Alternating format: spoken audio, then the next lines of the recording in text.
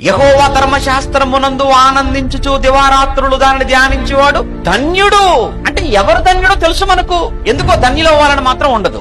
ఎవరండి ధన్యుడు అంటే బైబిల్ చక్క కొనుక్కొని బ్యాగ్ లో వేసి దగ్గర పెట్టుకునేవాడు ధన్యుడు అన్నాడా? లేదు తల దగ్గర పెట్టి పడుకునేవాడు ధన్యుడు అన్నాడా? ఇంట్లో పెట్టుకునేవాడు ధన్యుడు అన్నాడా? సెల్ఫ్ లో దాచుకునేవాడు బీరువాలో పెట్టుకునేవాడు ధన్యుడు అన్నాడా? లేదే. మరి ఎవరండి ధన్యులు అంటే దివారాత్రులు దానిని ధ్యానించువాడు, దగ్గర పెట్టుకునేవాడు కాదు. దివారాత్రులు దానిని ధ్యానించువాడు ధన్యుడు.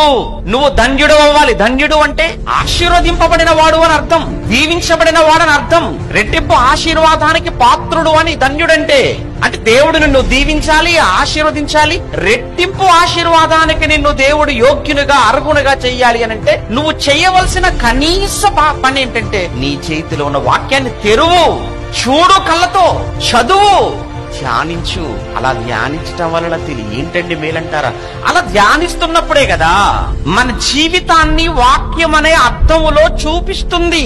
వాక్యాన్ని చదివినప్పుడు ఏంటండి మేలు, ఏంటండి లాభం అంటే ముందుకు ఎందుకు వెళ్తున్నావు? నీ ముఖం చూసుకోవడానికి.